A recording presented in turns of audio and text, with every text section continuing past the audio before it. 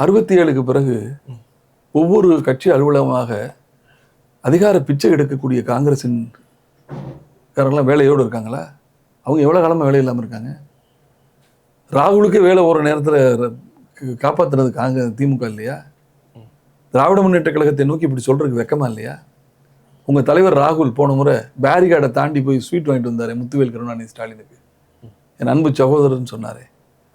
ஆக வெற்றி பெற்றால் அன்பு சகோதரர், ஒரு இயக்கம் தோற்று போய்விட்டால் வேலை இல்லாதுன்னு சொல்லி விமர்சிப்பாரா? சரி, இவருக்கு வேலை யார் கொடுத்துருக்கா? விருதுநகரில் யாருன்னு உழைப்பில் இவர் ஜெயிச்சார்? சொற்ப வாக்கில் கரையேறினாரு காங்கிரஸ் ஓட்டுலையா?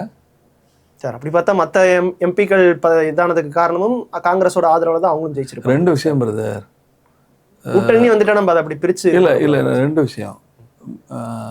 அரிசியில் கிடக்கிற கல்லை வந்து பொதுவாக அரிசியின் கணக்கில் சேர்க்க முடியாது. புரியுதாங்களுக்கு? திமுகங்கிறது அரிசி, அதில் நாங்கள் சேர்த்துக்கின கல் தான் காங்கிரஸ். கல்லென்று தெரிந்தும் நாங்கள் வாய்ப்பு கொடுத்தோம். அதனால் இவருடைய பேச்சு வந்து பார்த்தீங்கன்னா தாவேக்காவை கூல் பண்ணுறதுக்காகவும் திராவிட முன்னேற்ற கழகத்தை பழித்தால் தாங்கள் ஒரு லைம்லைட்டுக்கு வரலான்னு நினைக்கிறாரு.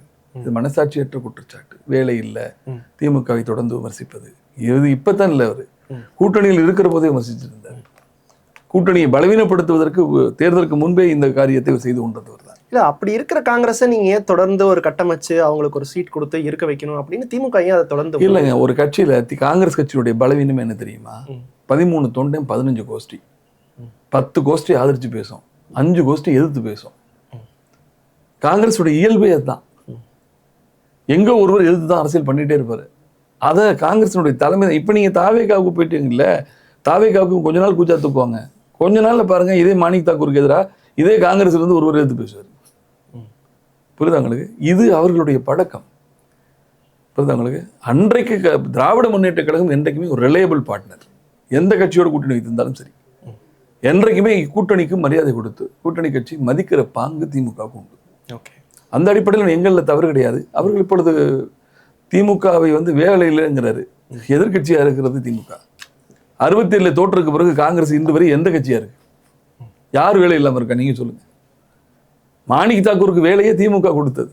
அங்கே KKSஆரும் தங்கம் தென்னரசும் உயிர் கொடுத்து உழைக்காவிட்டால் இவர் இதெல்லாம் பேச முடியாது.